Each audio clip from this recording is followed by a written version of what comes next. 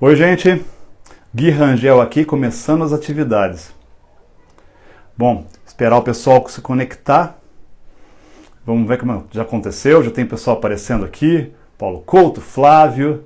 Vamos esperar ter um pouquinho de audiência para poder falar algumas mensagens mais abrangentes. Então, queria agradecer ao pessoal da Mercas pela grande oportunidade de poder falar de futuro, que é minha grande paixão e minha profissão. Assim, fica mais fácil quando você ama aquilo que você faz e quando está sempre mudando o que você faz, que o futuro é cheio de possibilidades extraordinárias. Fala, Paulo! Grande DJ Volpe, Ariel, meu sponsor assim, desse grande momento, figura extraordinária.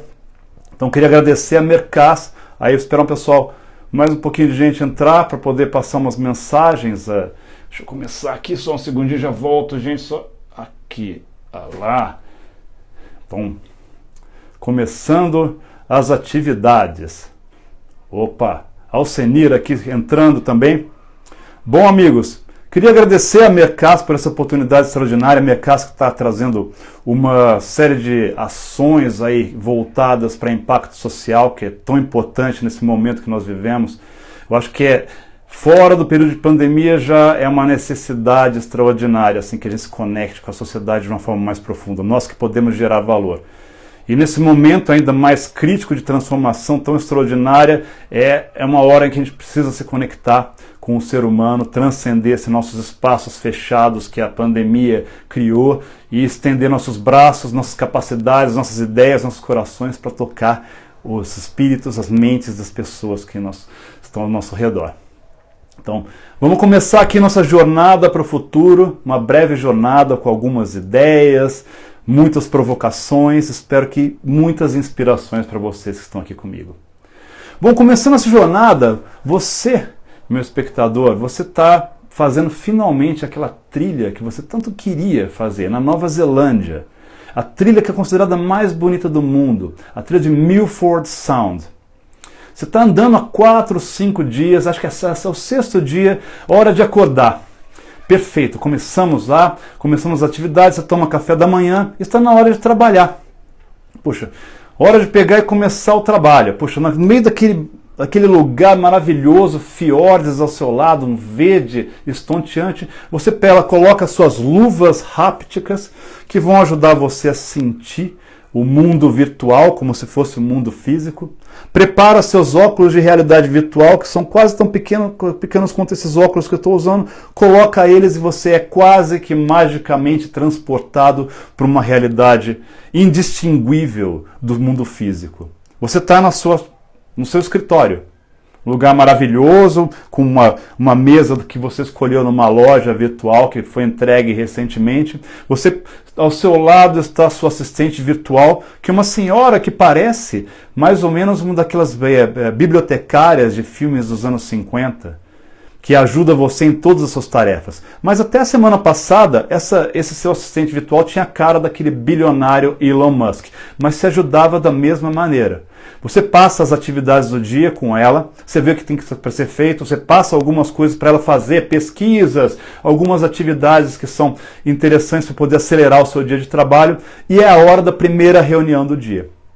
Você, ali sentado num banquinho Milford Sound, no meio do mato da Nova Zelândia, você está conectado com uma sala de reunião praticamente real.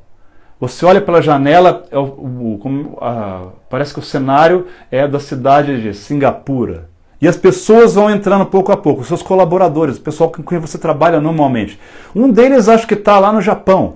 O outro está morando na Sibéria, numa casinha, enquanto escreve um livro e faz outras atividades. Tem um amigo do Peru, um outro do Brasil e mais um no Canadá, que mora numa floresta e faz tempo que não sai de lá. Mas vocês trabalharam juntos há algum tempo. Vocês fazem reuniões, colaboram juntos, 1000 post-its naquela parede virtual com que vocês interagem e de repente, puxa, as tarefas estão todas claras. Vocês criaram algumas soluções para problemas, definiram quem é responsável pelo quê, fazem as tarefas, sabem que tudo que está certo, cumprimentam-se, apertam as mãos e a hora de voltar para o seu escritório para organizar o resto da sua vida, você se organiza, passa mais algumas atividades que foram concordadas para a sua assistente virtual E a hora de pegar, tirar os seus óculos de realidade virtual, e continuar o dia. Já foram 2 horinhas de trabalho, acho que vamos dar uma caminhada? Vamos lá. 6 horas de caminhada, hora de dar uma descansada, hora de montar o acampamento. Você senta, prepara tudo, coloca seus óculos de realidade virtual, termina, responde algumas mensagens, faz algumas atividades e você está pronto para o dia seguinte. Essa é uma das possibilidades para o futuro da colaboração. Não só uma possibilidade, é algo que está se tornando cada vez mais provável no mundo em que vivemos. E o que eu vou fazer agora é levar vocês numa pequena jornada no que está acontecendo e como essas coisas trabalhando juntos, como essas tendências vão ajudar a moldar o futuro que tem na nossa frente, o futuro dos 50 tons de colaboração. Para começar, queria me apresentar. Meu nome é Gui Rangel e eu sou um futurista. Alguns de vocês devem estar familiarizados com a ideia do que faz um futurista, mas deixa eu explicar um pouquinho para quem não conhece. Bom, a minha definição favorita de futurismo é aquela disciplina que explora, mapeia, decodifica e ajuda a nos preparar e acelerar futuros possíveis e desejáveis. A ideia é olhar o que está acontecendo no mundo da ciência, no mundo da tecnologia, da inovação e entender como essas coisas todas podem afetar a vida das pessoas, das organizações e da sociedade como um todo. E ajudá-las a se preparar para essas situações e criar ações que levem elas a futuros desejáveis. Ou seja, é um trabalho muito excitante, especialmente no momento que a gente está vivendo. Um momento que a gente chama, que é uma inspiração do nome dessa palestra que eu estou dando, que eu falo dos 50 tons da colaboração, mas isso vem de uma ideia anterior, que é a ideia de que o mundo não é homogêneo, o futuro ainda menos. É o que eu chamo da ideia dos 50 tons do futuro. A ideia de que o futuro se manifesta de maneira diferente em lugares diferentes. Quando a gente olha para o futuro, nós, habitantes da Avenida Faria Lima de São Paulo, a gente olha para o Vale do Silício e fala, esse é o futuro que nós temos pela frente, isso que vai acontecer, tal coisa vamos ter carros voadores, veículos autônomos nos levando para todos os lugares, drones fazendo as entregas, o dinheiro vai desaparecer, iremos colonizar Marte. Essa é uma ideia do futuro. Mas se você pensar em todas as nuances que o futuro pode ter, para um outro lado do planeta, para uma outra parte da humanidade, às vezes o futuro pode ser ter saneamento básico, ter acesso à educação básica. Ou seja, dentro desse nosso pálido ponto azul, todos os tipos de futuro habitam. E é importante para nós, como futuristas, e como pessoas que habitam esse planeta, entender que existe uma multiplicidade de ideias à frente da gente. Mas o que acontece? Esse conceito ele já é muito intenso numa situação normal. Quando a gente vive um momento de crise, como aquele que a gente está vivendo agora, esse processo ainda é mais acelerado. Existe uma aceleração da aceleração. A gente vive hoje uma realidade que os estudiosos gostam de chamar de VUCA, que se popularizou muito recentemente. O VUCA é um conceito que foi desenvolvido nas escolas de administração americanas no final dos anos 80 e abraçados pelo exército, pelas Forças Armadas americanas para entender o mundo que iria emergir depois da Guerra Fria. É um mundo que eles imaginavam que depois da Guerra Fria, quando uma superpotência desaparecesse, toda aquela complexidade começasse, o VUCA era uma sigla que significa volátil, incerto, complexo e ambíguo, em inglês. E isso servia para definir aquela realidade em que as pessoas estavam naquele momento. O VUCA se popularizou para o mundo como um todo à medida que essa complexidade, essa incerteza, essa ambiguidade toda foi virando parte da nossa realidade. E antes mesmo de começar esse processo da pandemia que pegou e colocou todas as estruturas de cabeça para baixo, o VUCA já era parte do nosso lexicon. Hoje faz parte da realidade de cada um de nós. Tudo muda cada vez mais rápido, de forma cada vez mais intensa. Então, dizem assim, existem alguns estudiosos da área de futurismo, que, como Ray Kurzweil, que diziam que o mundo está numa mudança tão intensa que acredita-se que os próximos 20 anos vão trazer mais mudanças do que os últimos 2000 anos da história da humanidade. Para entender como essa realidade está em constante mutação, a Standard & Poor's, aquela organização que avalia os riscos e oportunidades da economia, ela tem uma lista das 500 maiores empresas. Nos anos 50, as que as empresas que faziam parte dos 500 maiores, elas tinham em média uma duração de vida de 60 anos. Atualmente, as empresas que estão nos 500 Standard & Poor's, elas duram 10 anos antes de serem compradas, elas se juntarem a outra empresa ou elas falirem. Ou seja, a gente tem um mundo em que as mudanças estão cada vez mais intensas, cada vez mais improváveis. Mas como a gente está falando de trabalho, como os 50 tons do futuro se manifestam? Agora falando 50 tons da colaboração. Ou seja, como nós, como indivíduos, conseguimos colaborar com as organizações e como as organizações entendem que essa colaboração vai se manifestar de maneiras múltiplas, com desafios diferentes para cada um de nós. Para ter uma ideia de como esse processo varia, a Fortune 500, ela entrevistou 500 dos 500 CEOs das maiores empresas para entender como as suas empresas iriam se preparar para essas mudanças. Quando as pessoas voltariam à normalidade. Melhor do que isso, quando 90% da força de trabalho iria voltar para os seus postos, para o velho normal que a gente gosta de falar. 38% dos CEOs disseram que em junho de 2021 eles voltariam. 27,4% dos CEOs disseram que agora em setembro eles voltariam. E 26% dos CEOs eles chegaram à conclusão de que o trabalho remoto seria um processo permanente para suas empresas. Vocês percebem? Todas essas coisas estão acontecendo agora, desde o mais extremo, que é se tornar absolutamente remoto, até uma volta precoce aos métodos de trabalho do normal. Mas um normal já mudado, um normal mais transformado. Mas o que a gente vê agora, nesse processo em que está acontecendo, no que a gente se transforma nesse mundo dos 50 tons da colaboração? A gente tem hoje, vamos dizer que são 3 empresas, nesse processo de reinvenção e adaptação dessa nova sociedade que está sendo transformada pela pandemia, pelos processos de mudança trazidos pela tecnologia, mudanças sociais e tudo mais. Existem 3 tipos de empresas. Existem aquelas que são eminentemente analógicas, que têm uma resistência muito grande à mudança.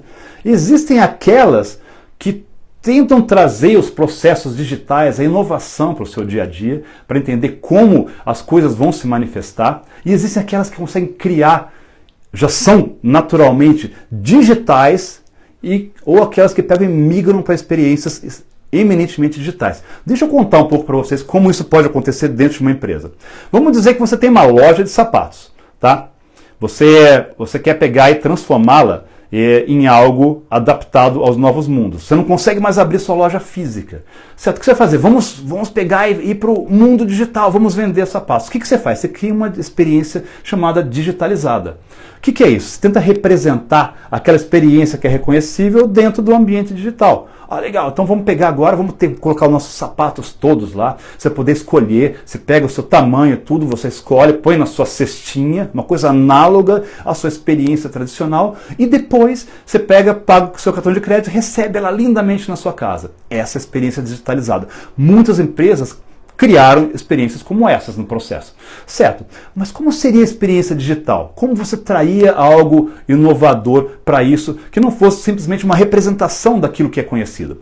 Bom, que tal se ao invés de simplesmente reproduzir a loja dentro disso, a gente pudesse criar um aplicativo? O aplicativo você vai usar esse aplicativo para escanear o seu pé. Vai escanear as dimensões perfeitas e a partir daí desenhar um sapato que vai ser perfeito para você. Você escolhe todos os detalhes, ele vai ser criado para você e vai ser impresso numa impressora 3D e entregue na sua casa. Aí sim você está criando algo que é absolutamente digitalizado. Ou seja, o que a gente tem no mundo atualmente são todos esses espectros, desde a experiência tradicional até a experiência totalmente digital, que não precisa ser necessariamente criada dessa maneira. Esse processo de transformação, de ruptura, ele pode trazer dentro de si essa ideia. A dificuldade que a gente tem é sempre usar modelos tradicionais para poder criar um ambiente mais reconhecível. Isso aconteceu nesse ciclo de adoção extremamente agressivo durante o início da pandemia, onde operações inteiras de empresas extremamente tradicionais foram transportadas para um universo digital. O home office deixou de ser uma opção ou uma possibilidade futura e virou algo que tinha que acontecer agora. O que aconteceu? As lideranças, as pessoas todas, em função dessa ansiedade, essa resistência natural que o ser humano tem ao novo, não se enganem, nós somos muito resistentes a essas transformações, eles tentaram replicar modelos tradicionais de interação analógica, de uma forma que não pega e usa o que tem de melhor da tecnologia digital. O que acontece? Os líderes, ou os gerentes, que é a forma de liderança mais tradicional, mais rígida, tentavam ter formas de controle exatamente análogas à que ele teria no ambiente de trabalho. Acharam-se programas que podiam monitorar se o seu colaborador está na frente da tela, quanto tempo estava na tela. Ou seja, as pessoas deixaram de usar essa oportunidade para transformar a forma com que elas colaboram, entender o que é ineficiente nesse processo, para poder colocar-se dentro de uma zona de conforto que não resolvia seus problemas e causava mais estresse do que deveria. Mas por que acontece? Só parafraseando uma frase extraordinária do Henry Ford, aquele cara que criou o carro como um objeto de consumo de massa, eu tenho uma leitura diferente. O Henry Ford falou, que é uma frase famosa dele, que alguns dizem que não foi confirmada, mas ela representa muito daquilo que ele pensava. Ele diz, se eu perguntasse aos consumidores o que eles queriam, eles teriam dito, queremos cavalos mais rápidos. O que as pessoas pensam dessa frase, geralmente, é que as pessoas não estavam preparadas para a inovação. Ou seja, a gente tem que pegar e entregar para elas algo novo para elas descobrirem esse valor. Eu gosto de ir mais a fundo. Quando a gente tenta olhar para o futuro, tenta olhar para as possibilidades, a gente tenta usar referências físicas e reconhecíveis para criá-lo, que acabam trazendo uma ineficiência no processo. Então você tem uma dificuldade de pensar no novo. Você, analógico, tenta fazer o digitalizado ao invés de pegar e ir além do digital. E essas coisas todas coabitam. Mas para pensar como essa colaboração ela toma forma, a gente tem que ir mais longe. A gente tem que pegar e olhar quais são as tendências que dão forma a elas. E para mim existem 10 tendências básicas que pegam e definem a maneira com a qual o mundo está tomando contornos nesse momento. Já estava acontecendo, mas esse processo foi acelerado de uma forma que é difícil de abraçar. As pessoas são jogadas em espaços novos de colaboração, de integração, de entrega de valor, sem estarem preparadas. Processos que demorariam muitos anos acontecem em questão de semanas. Usando uma frase do Vladimir Ilyich Lenin, um revolucionário russo, ele disse que existem décadas em que nada acontece, e depois existem semanas onde décadas acontecem. A gente tem vivido momentos onde as décadas estão acontecendo. E o processo todo, o processo de inovação, incorporação de novas tecnologias que se aceleram, torna essa ideia de prever o futuro cada vez mais difícil, porque tudo aparece e é adotado num ritmo cada vez mais frenético. E é nosso objetivo olhar para isso e nos prepararmos da melhor maneira possível. Mas agora vamos falar quais são as tendências que dão forma para essa nova realidade que emerge. A primeira delas é o muito além do home office, aquilo que eu chamo de anywhere office. Para quem não entende, anywhere office é o escritório que acontece em qualquer lugar. Você não está mais fechado, você não trabalha de casa, ou você trabalha do escritório, você trabalha em qualquer lugar que você queira, ou que a oportunidade surja. E esse momento está acontecendo hoje de maneira ainda ineficiente, porque em alguns lugares vocês não conseguem se conectar de maneira eficiente, porque as conexões caem, o Zoom não funciona tão bem. Você ainda tem uma certa limitação, mas vai chegar uma hora logo onde você vai estar plenamente conectado com tecnologia 5G em qualquer parte do planeta. Existem hoje iniciativas de 5G, Edge Computing, que é a computação remota, mais local, que dá mais agilidade para esses contatos. Existe uma rede, três grandes redes de satélites que vão cobrir o globo e oferecer Wi-Fi a super velocidades para todos. Uma delas criada pelo bilionário Elon Musk, que era seu assistente lá naquela caminhada, certo? Ele está criando uma rede chamada Starlink, que tem mais de 12 mil satélites, algumas centenas já foram lançados, que vão cobrir o planeta Terra. A Amazon Tem uma outra rede chamada Kuiper, que é batizada como uma homenagem ao Kuiper Belt, o cinto de Kuiper, que é um cinturão de asteroides que está além da órbita de Plutão, que vai ter mais de 3.600 satélites, e tem a OneWeb, que tem 600 e poucos satélites também que vão cobrir. Ou seja, você vai estar conectado em qualquer lugar, a qualquer instante. Você está andando na Patagônia, você pode pegar, colocar seus óculos de realidade virtual, conectar com o seu e-mail e fazer qualquer tipo de atividade em qualquer lugar. Você não está preso a nada. Associado a isso, já se acredita que em 2022, antes da pandemia, dizia-se que mais de 40%, 4 em cada 10 pessoas vão estar trabalhando de forma remota ou móvel, ou seja, não fixo num lugar só. Isso já ia acontecer, mas agora esse processo foi acelerado. E não é o Anywhere Office, não é o Home Office, é qualquer lugar. Pode ser a sua casa, pode ser seu escritório, pode ser espaços de coworking perto da sua casa. Se você não tiver um espaço definido para isso, pode ser uma barraca numa trilha, pode ser uma cadeira de praia, o mundo se torna o seu escritório. E dentro desse processo de revolução, de reinvenção do espaço de trabalho, existe uma grande responsabilidade das organizações para entregar uma experiência extraordinária. Não do ponto de vista de bondade ou de empatia, mas pelo fato de você entregar as melhores condições, você consegue trazer mais produtividade, mais qualidade e mais comprometimento por parte dos seus colaboradores. Por isso eu acho que uma grande posição que está para ser criada nas empresas é o Chief Work Experience Officer, ou seja, o chefe da área de experiência de trabalho, que vai desde encontrar a conexão certa para as pessoas que trabalham de forma remota, até achar a cadeira, a forma que as pessoas vão se comunicar e quais são os rituais com que o trabalho remoto vai acontecer.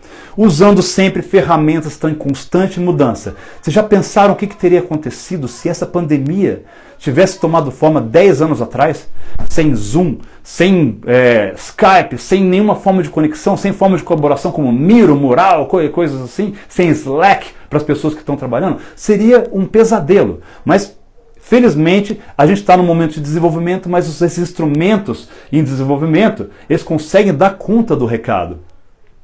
Então, a ideia hoje, então a gente vai para a tendência número 2. Você transforma a forma com que você se relaciona com o espaço de trabalho. Mas esse aqui você vai. Para você entender como isso vai funcionar, já que você não está com uma presença física constante, e como a gente está falando de 50 tons, existem desde as empresas que vão precisar da presença física da pessoa o tempo todo, até pessoas que vão empresas que vão precisar de uma colaboração completamente remota. Então temos todas as nuances nesse processo. Mas uma coisa que é essencial dentro desse contexto é a segunda tendência, que é a mudança do valor contra o timesheet. O timesheet, para quem não conhece, é uma forma de análise de horas gastas no trabalho. É uma forma também de controle, assim como o ponto costumava ser nas empresas mais antigas, que está presente em alguns. Se você realmente fez, quantas horas você gastou. A nova economia, a nova forma da colaboração foca na entrega de valor ao invés do tempo que você passou dentro do espaço físico associado a uma organização. E nesse processo você tem que entender que você sempre se move do processo de colaboração, que é ditado pelo tempo que você passa na empresa, que é das 9 às 5 da tarde, ou das 6 da tarde, e você passa a entregar valor. Você acorda com seus colaboradores, com os seus líderes, qual que é o valor que tem que ser entregue, qual que é o período que demanda isso, e você organiza seu próprio tempo. Você organiza a sua capacidade produtiva, você organiza qual tempo você vai gastar nesse processo. Aí você entrega nessa história uma organização diferenciada da sua vida. Você pode trabalhar durante a manhã, parar ainda um pouco antes do almoço, vai para a academia, se envolve nas atividades dos seus filhos, volta, trabalha um pouco à noite. Você se organiza de acordo com o seu ritmo. E já que as pessoas foram criadas de formas e maneiras diferentes, pensam de maneira diferente, operam de maneira diferente, você consegue se adequar ao seu ritmo e você se encontra esse seu equilíbrio, junto também com as necessidades das organizações da qual você faz parte. Tem uma necessidade aqui de que você crie um processo de produção que seja autossustentável, estimulando nas pessoas um empoderamento que leva à independência, à automotivação e o autogerenciamento. Coisa que já é muito estimulada dentro desses processos de filosofia, metodologias ágeis e tudo mais, onde as equipes elas encontram o seu estado de equilíbrio e sabem qual entrega e organizam seus recursos e tempo para endereçá-los. Mas agora você vai fazer isso de uma forma remota, encontrando como entregar valor com a sua parte pessoal e se conectando dentro de um contexto maior. Levando, então, qual que é o grande objetivo disso? Trazer eficiência para o processo. Mas dentro desse processo de colaboração que nós falamos, que a gente fala que você é dono do seu tempo, surge uma terceira tendência, que é a chamada da gig economy. A gig economy é o que a gente chama da ascensão do freelancer. Gig, na língua inglesa, é uma oportunidade de fazer algo bacana. Quando você é um músico, você acha que você tem uma oportunidade de fazer um show, o show é essa gig. Eu tive uma gig. Ou seja, você tem uma conexão pontual com uma atividade específica. Já nos Estados Unidos, mais de 40% da força de trabalho hoje em 2020 está nesse sistema. No Brasil é mais ou menos a história do PJ com o CLT. O CLT tem o regime mais fixo, o PJ pode pegar e se conectar, trabalhar para uma empresa, mas ele não precisa se dedicar 100%. Ele pode se dedicar pontualmente. Você pode servir mais de uma empresa. Então o gig economy se transforma numa forma, um fator essencial nesse processo e está crescendo cada vez mais. E agora que as empresas estão buscando eficiência e querem ter os recursos disponíveis quando eles são necessários, que não adianta ter um super programador ou um cientista de dados se eu só preciso dele 40% do tempo. O que eu faço com os outros 60%? Por que não trazer ele para entregar um valor e poder pegar e conectar com ele quando ele for necessário? Então hoje já está acontecendo. Você já tem sites que oferecem esse tipo de serviço. Pode encontrar qualquer tipo de profissional, desde um encanador até um designer, um redator publicitário, um jornalista, um programador, um cientista de dados que pode desenvolver um projeto altamente complexo, mas pontual, que pode demorar um dia, 30 dias, 6 meses, mas eles vêm e vão de acordo com as suas necessidades próprias e as necessidades das organizações. Isso tem sido criado cada vez mais e virou parte do cardápio. E a liberdade que isso proporciona também para o controle da vida pessoal dos colaboradores é extraordinária. E isso vai mudando a economia de uma forma intensa. Porque o objetivo, no final, como eu falei, é a eficiência. E a gente entra num espaço que eu chamo de ultra-eficiência. A ultra-eficiência é a tendência número 4. Trazer, olhar, hoje, como a gente está num momento de completo caos, a gente tem, dentro do caos, a gente consegue olhar para tudo aquilo que era ruído de fundo na nossa vida e tem a oportunidade de transformá-lo em algo eficiente. Pera um pouco, tem sentido ainda? E a ultra-eficiência significa olhar para toda a sua operação de uma forma holística e perceber quais são os focos de ineficiência. Qual que é o coração da minha operação? O que eu posso trazer? Será que eu posso trazer hoje uma startup para cuidar da minha contabilidade? A minha logística pode ser terceirizada? Qual que é o coração? O que eu posso fazer para tornar meu processo mais eficiente? Como eu encontro isso? Para dar um exemplo de ultra-eficiência, esse é um exemplo que eu adoro. Tem o pessoal da UPS. A UPS ela é uma empresa que é do mesmo tipo da FedEx. Eles entregam pacotes, essencialmente. O que a UPS fez? Então eles têm caminhões para todos os lados que entregam pacotes. Os caras fizeram uma análise profunda, usando uma série de métodos assim, extraordinários, entenderam que, poxa, os caminhões da UPS, se eles não virarem à esquerda, eles ganham eficiência. Por quê? Quando você está andando numa rua, você tem que virar, tem que esperar o trânsito passar todo para poder entrar. Certo? Então você toma um tempo.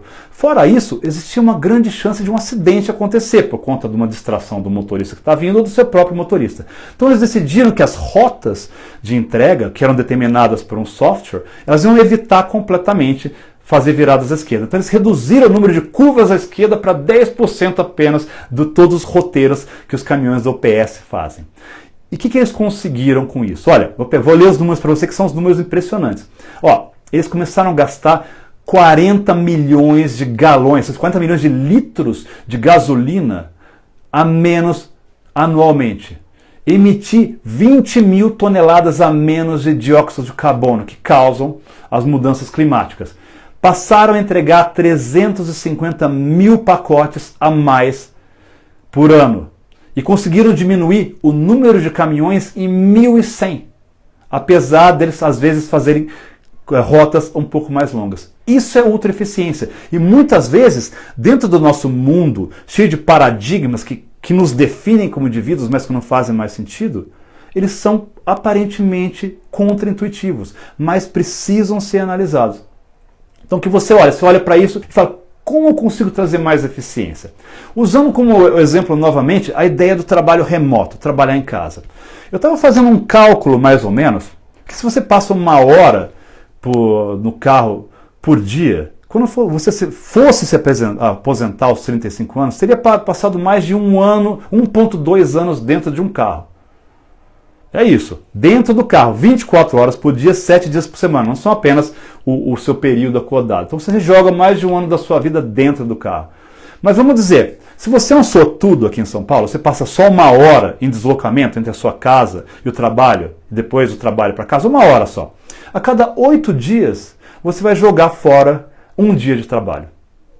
Se você incorporar o trabalho remoto, ou seja, trabalhar mais perto da sua casa, evitar o trânsito, diminuir o número de aparições no seu escritório, talvez você consiga transformar essas muitas horas que se perdem, meses ao final de 1 ano, em valor para a sua vida, valor para o seu trabalho. Você pode controlar um pouco melhor. Isso é ultra eficiência. Outra coisa, outro exemplo que a gente fala, que é a emergência dessa ultra eficiência. Vamos pegar, você já olhando para o seu trabalho, Joé, todas essas frações de segundo, esse tempo que você perde, eles se manifestam de alguma maneira no longo prazo. Mas vamos olhar agora nesse mundo de pandemia. Hoje, uma das áreas mais afetadas por todo esse processo de isolamento social, quarentena, é a área de restaurantes. O que acontece? Uma boa parte dos restaurantes fechou completamente e alguns se reinventaram focando em serviços de delivery. Certo? Onde está a ineficiência aqui? Quando você analisa os processos, você fala, poxa, tem uma série de coisas que são parte do coração do que eu faço, que é a minha equipe preparando o prato, as receitas secretas, o chefe interagindo, mas toda a parte logística, a parte de compras, a parte de quem está cortando as cebolas e tudo mais, elas são atividades que são, básicas. Eu não preciso ter uma estrutura. Então criou-se um novo conceito que deve transcender, que é o do chamado de Ghost Kitchens. O que é? Um grande espaço único, onde você tem várias ilhas que são ocupadas por restaurantes diferentes.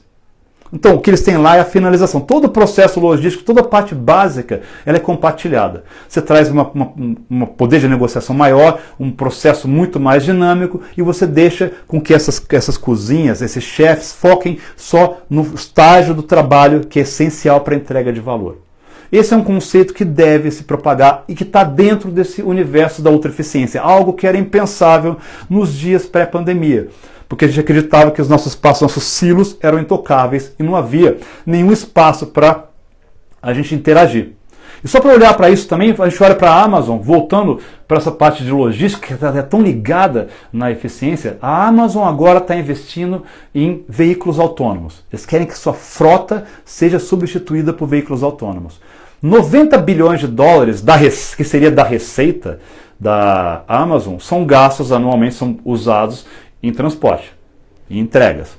Eles calculam que transformando agora, quando eles conseguirem substituir sua frota por veículos autônomos, que se funcionam 24 horas por dia, 7 dias por semana, faça chuva, faça sol, não ficam doentes, eles vão conseguir economizar por ano 20 bilhões de dólares. Isso é ultra eficiência. Mas o fato é, para que tudo isso aconteça, existe uma mudança de paradigma que é essencial. Quando a gente fala de colaboração, a gente fala de seres humanos. Então a gente falou muito de eficiência, como os seres humanos se encaixam. Então a quinta tendência dos 50 tons de colaboração é a diversificação. Os seres humanos estão por trás, mas a gente tem que evitar o ataque dos clones.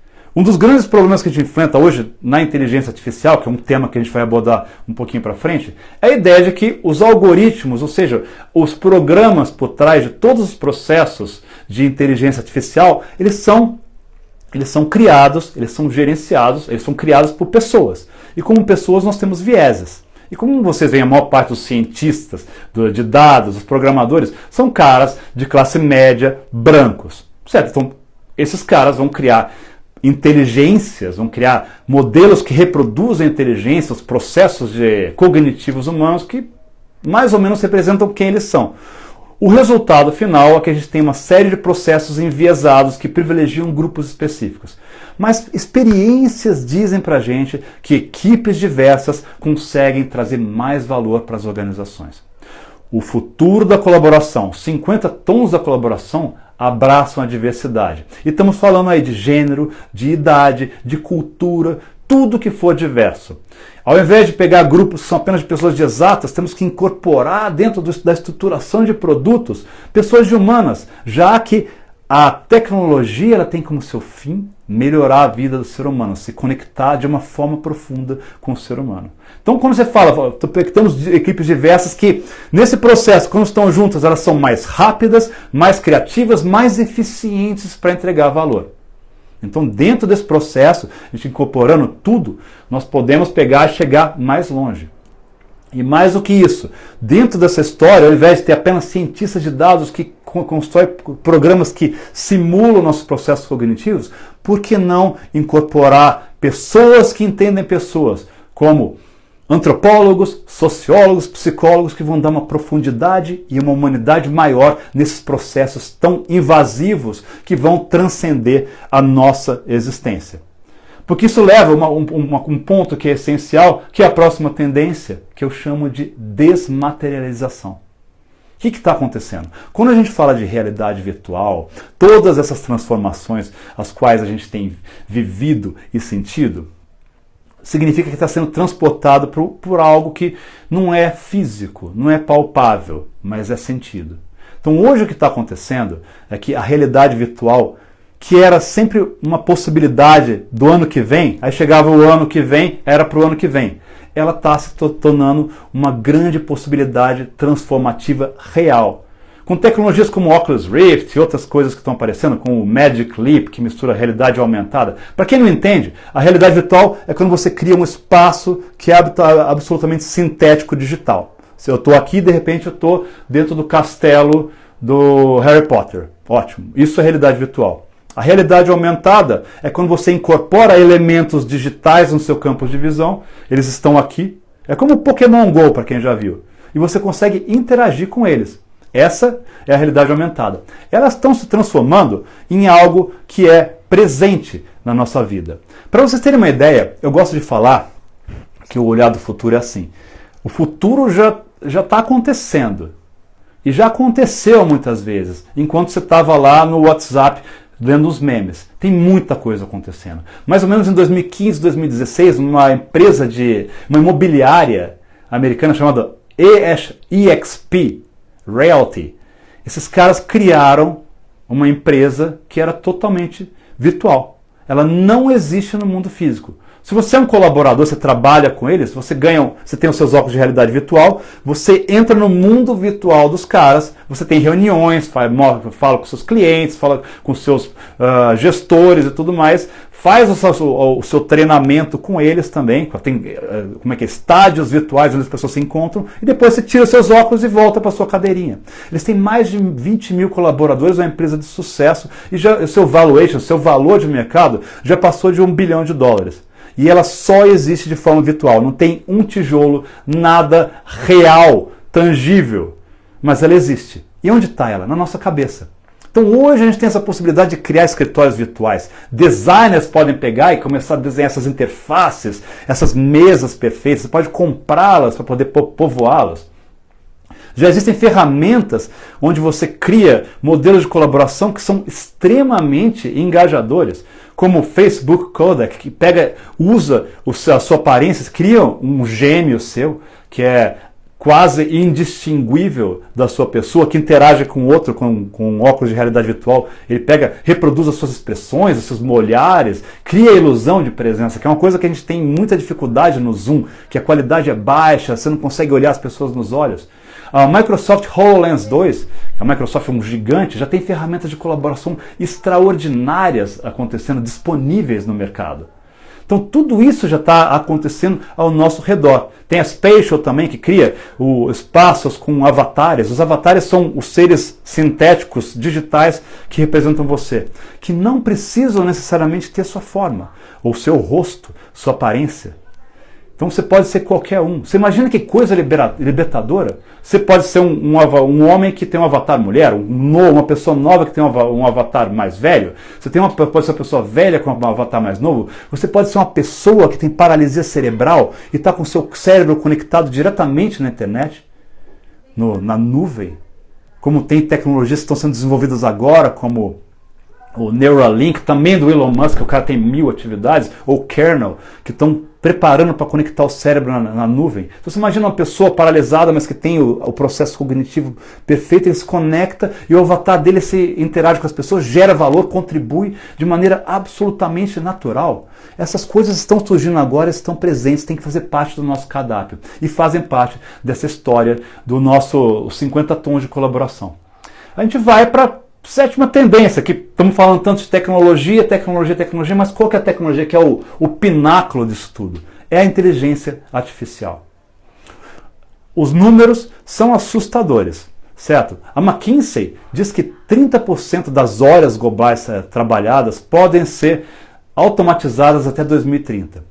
E 50% das atividades existentes podem ser automatizáveis com tecnologias que já existem. Ou seja, o nosso trabalho, o meu, o seu, de todo mundo, tem um grande potencial de ser automatizado, pelo menos uma parte deles. A gente tem que olhar para isso. Hoje em dia, a lista de tarefas que a inteligência artificial oferece é sem fim. Ela gerencia armazéns, a Amazon faz isso, as gigantes chinesas fazem isso também, a Alibaba, todo mundo. Faz marketing, CRM, você fala com as pessoas. Tem o Google Duplex, que é uma inteligência artificial que age como ser humano, ela tem um software de reconhecimento de voz e de interação que é absolutamente indistinguível da voz humana. Ela consegue entender o que está falando e fazer atividades para você. Telemedicina e diagnósticos médicos. Hoje a gente já tem inteligências artificiais que para alguns diagnósticos elas são mais eficientes do que médicos, como tomografia para detecção de câncer de seio. Isso está acontecendo. A inteligência artificial também analisa contratos, faz investimentos e hoje está começando a fazer programação. A lista de coisas que estão para acontecer ela é ilimitada. A gente está falando até de coisas criativas. Recentemente, uma inteligência artificial participou de uma competição de literatura no Japão e foi finalista. Mas o que acontece, mais do que uma ameaça, fala-se que a inteligência artificial e todos os processos que vão ser influenciados por ela podem trazer mais de 11 trilhões de dólares para a economia mundial nos próximos 10 anos. E mais do que isso, ao invés de olhar como uma ameaça, temos que olhar como uma forma de colaboração. Temos que olhar como uma coisa complementar às nossas atividades, porque ela automatiza aquilo que não é humano. E liberta a humanidade para fazer aquilo que deveria fazer sempre, que é ser humana. Então, essa ideia, ela vai colaborar com a gente para trazer mais valor. Isso a gente chega nesse processo de transformação, você vê que está causando uma disrupção atrás de disrupção. O que acontece? A gente tem que reinventar os empregos. Então essa é a tendência número 8, a reinvenção dos empregos. Então, tem uma história que eu contei, eu estava dando aula um outro dia, para um pessoal que está, uma turma de tecnologia de uma universidade aqui de São Paulo. Foi uma piada, mas depois que eu contei a piada, eu falei, puxa, isso aqui não está muito longe da verdade. O que eu falei? Falei, galera, quando vocês terminarem esse curso, metade das coisas que vocês aprenderam vai estar desatualizada. Aí eu parei, pensei, a outra metade já estava desatualizada quando vocês começaram o curso. Era para ser uma piada, mas com o ritmo de mudanças, a educação não acompanha isso. Nossos empregos estão sendo reinventados. Os empregos do futuro, aqueles grandes empregos, ainda nem foram criados. Os únicos empregos que não correm o risco de ficarem obsoletos são aqueles que ainda não foram inventados. As crianças de hoje, calcula-se, se a gente não pensar sobre longevidade. Gente, que longevidade é um dos meus temas favoritos, era para ser uma live separada. Imortalidade, ampliação das capacidades humanas, tudo isso eu sou apaixonado. Então nem está pensando a gente viver 150 anos. As crianças de hoje vão viver até os seus 90, 100 anos, tá? Tranquilo. Eles calculam que elas vão ter mais de 40 empregos diferentes, trabalhos durante a vida e mais de 10 carreiras diferentes. Então, e hoje em dia, assim, dos 6 empregos mais procurados, dos 10 empregos mais procurados, 10 não existiam anos atrás.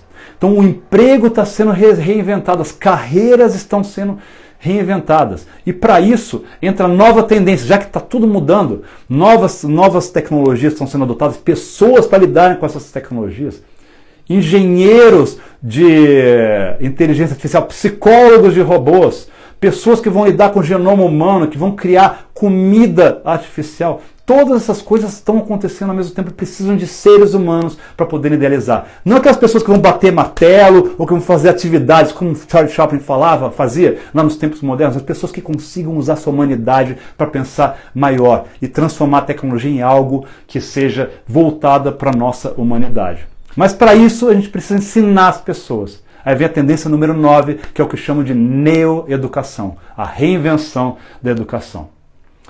Então, para isso, eu peço agora para não ser original. Então, só vou citar uma pessoa que, olha, 11 em cada 10 futuristas citam essa mesma frase. E 10 em cada 10 palestrantes também citam. Mas ela é tão fundamental que eu preciso falar.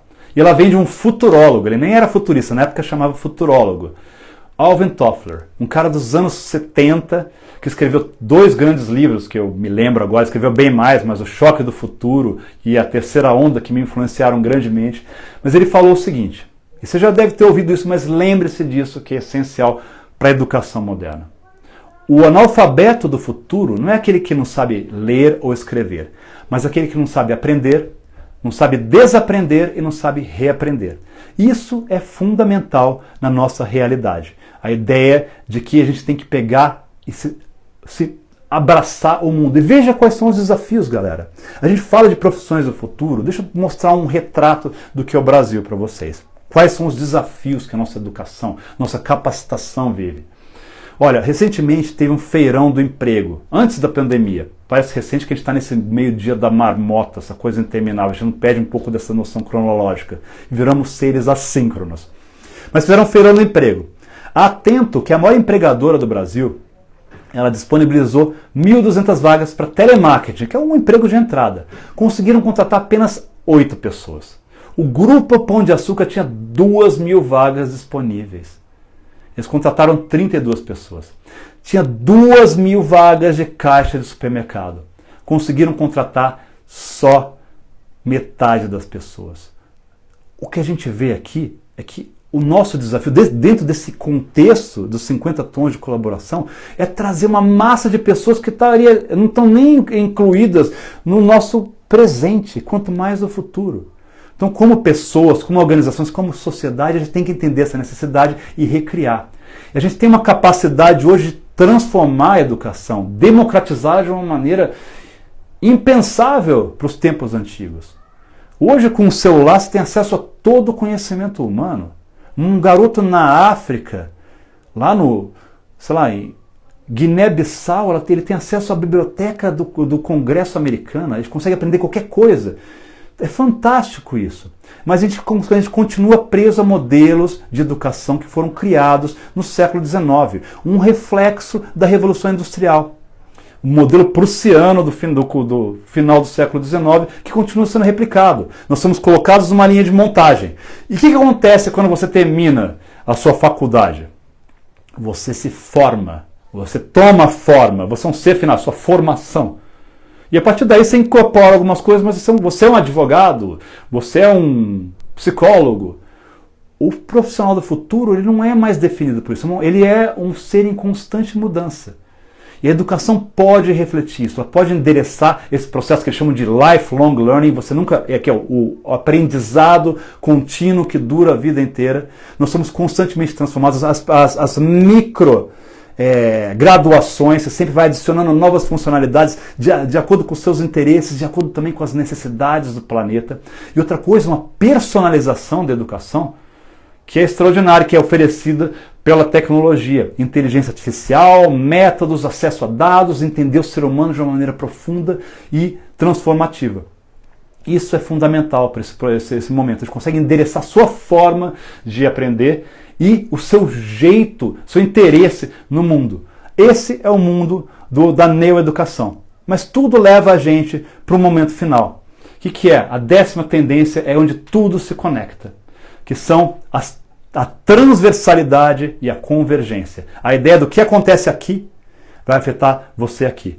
A inteligência artificial, otimizando uma atividade sua, agora vai liberar mais tempo para a sua vida se você fazer uma coisa com ela. Se a Amazon, ela pegou e criou uma loja que é totalmente automatizada, começou a fazer uma coisa que é física, já que eles faziam coisas só digitais, eles pensaram, temos a nossa loja aqui que é totalmente automatizada, que tal ter uma fazenda aqui embaixo? Uma fazenda subterrânea controlada por computadores, que é muito mais eficiente, produz alface, tomate, todas as coisas 24 horas por dia, 7 dias por semana, tudo otimizado. Legal, puxa, vou conseguir pegar, manda para lá, manda para cima, tudo perfeito, sem agrotóxicos, sem nada, fantástico. Mas qual é o impacto disso? O que acontece depois disso? Qual que é a transversalidade? Onde vai acontecer? O que vai acontecer com os fazendeiros que não vão parar de vender esse tipo de coisa? Será que vai ter que reinventar a ocupação deles? Será que ao invés de produzir tomate, eles vão começar a produzir Mata Atlântica para poder fazer uma captura de dióxido de carbono e diminuir o impacto dos efeitos climáticos que estão acontecendo graças à atividade humana? O que vai acontecer com os caminhoneiros que transportavam? Como eles vão ser utilizados dentro desse processo? Essa é a transversalidade. Algo acontece aqui que vai transformar aqui. E também a ideia dessas novas tecnologias, elas vão convergindo.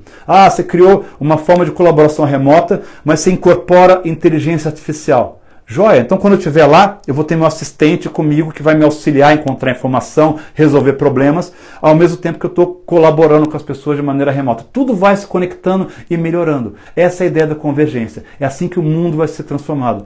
Quando a gente pensa também na ideia de convergência, quando você muda o trabalho remoto para sua casa e você libera os espaços físicos, o mercado imobiliário muda. O trânsito na cidade muda. A sua vizinhança, que antigamente era só um dormitório, começam a aparecer novas academias, coworkings que você não quer trabalhar em casa. Então está tudo conectado. Então olhar para esse amálgama, esse monte de coisas, entender como eles funcionam, é essencial. Porque a ideia é a seguinte, gente. Terminando as tendências, chegamos nós. E o centro disso tudo somos nós. E eu gosto de falar que se alguma coisa permanecer dessa conversa, a ideia para mim é que todos nós temos que nos transformar em futuristas. A ideia de contemplar o futuro, de ficar maravilhado com as possibilidades, não é o suficiente. Temos que nos tornar protagonistas dessa história. Vivemos um momento extraordinário, sem paralelo na história humana. Só que, segundo o sociobiólogo E.O. Wilson, uma das grandes dificuldades que nós temos é o seguinte: nós temos emoções, nós como seres, temos emoções paleolíticas, nós operamos em organizações medievais e temos acesso a tecnologias que são quase divinas.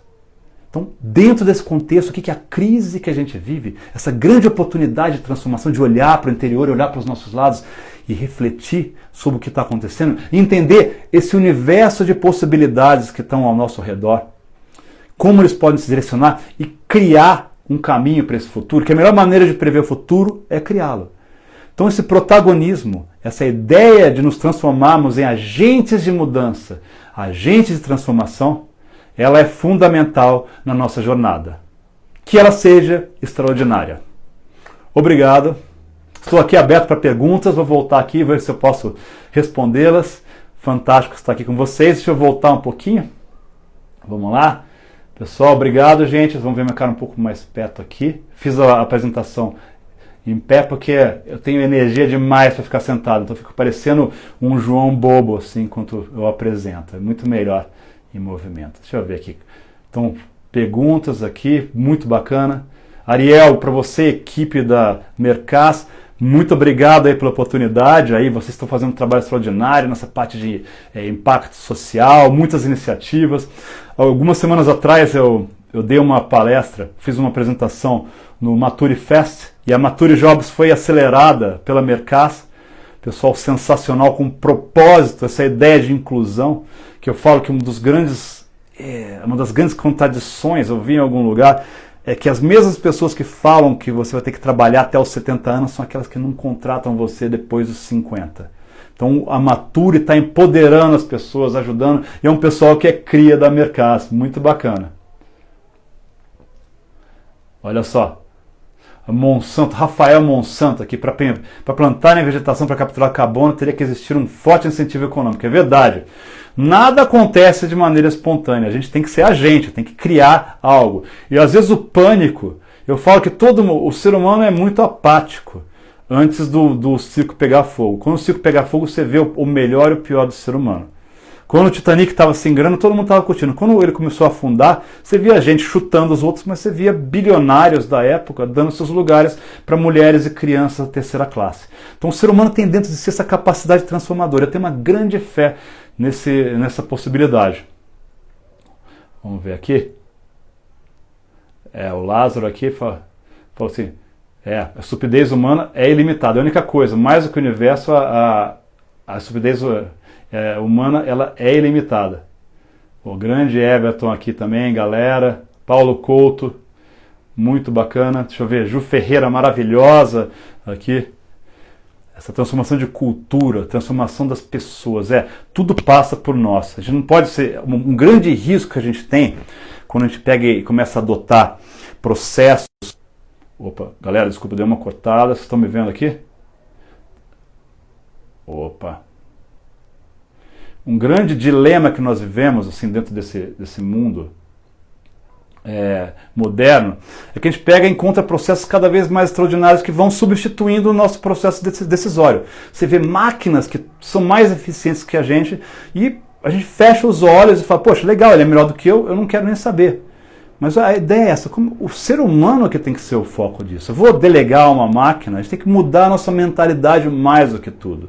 Olhar para o futuro não é olhar para física quântica, para computação quântica, para inteligência artificial, é olhar para a nossa humanidade, entender esse conflito que eu falei, que é as nossas emoções paleolíticas que vêm desde aquela época. Quando você vê o Harari analisando o ser humano e percebendo que as consequências da nossa construção como espécie ainda são vistas no nosso dia a dia, a maneira que a gente interage com o mundo, ele é um reflexo dessa besta fera que ainda reside dentro de nós. A gente entende que temos que pegar, nos conhecermos e transformar as nossas cabeças para que o futuro reflita algo que tenha mérito, que faça a humanidade melhor. Ela não simplesmente faça que a gente tenha celulares que sejam adaptáveis ao meu pulso, ou que faça com que seus carros voem e tudo mais. Deixa eu ver aqui o que tem mais. Galera, legal, estamos chegando no final aqui. Olha só, o Paulo Couto, ele fala que estamos criando mais pobreza no futuro próximo com a substituição das pessoas por inteligência artificial. Olha, existe hoje, Paulo, uma possibilidade de criação de riqueza muito grande. Mas a gente vê que como os governos não estão envolvidos nesse processo transformativo, as pessoas têm... muita gente vai ser deixada de lado. Então tem uma teoria que o pessoal fala, que é cada vez mais presente, que é muito relacionada com a ideia da Bolsa Família, que é a Renda Universal Básica, UBI em inglês, que é a ideia de que uma parcela da população não vai ter acesso a essa transformação, ela vai ter que ter uma renda básica. E mais do que isso, é aquela ideia do panis et circenses, o pão e circo. O que é? Você dá a subsistência, o pão, e o circo é entretenimento. Então algumas pessoas acham que a ideia de criar jogos, atividades alienantes, vão manter toda essa parcela da população que está à margem envolvida, subjugada de uma certa maneira, que é absolutamente errado. A ideia é empoderar. E o que a gente está vendo nas curvas de crescimento populacional é que por volta de 2050 vai chegar no pico da população humana no planeta Terra e vai começar a decrescer. Eu acredito que esse processo vai ser ainda mais rápido. porque as coisas estão mudando muito rápido, a taxa de natalidade está mudando, ela está sendo sustentada muito pela África. Então, com mudanças sociais e o desenvolvimento africano, a tendência é que mude muito, então a população vai decrescer mais rápido e vai envelhecer. A gente vai ter que entender como fazer isso, como incluir essa massa de pessoas no mundo. Galera, falta só um minutinho, se desconectar aqui. Foi um prazer enorme ter vocês aqui comigo, foi maravilhoso poder compartilhar. Obrigado, Ariel, Roberta, pela equipe da Mercas por essa grande oportunidade, vocês são extraordinários. E que todos aqui que sejam protagonistas desse futuro que nós estamos criando. E que procurem, busquem mais e sejam senhores dessas possibilidades que estão aparecendo a cada momento. Vocês são o nosso futuro. Até mais, gente. Obrigado.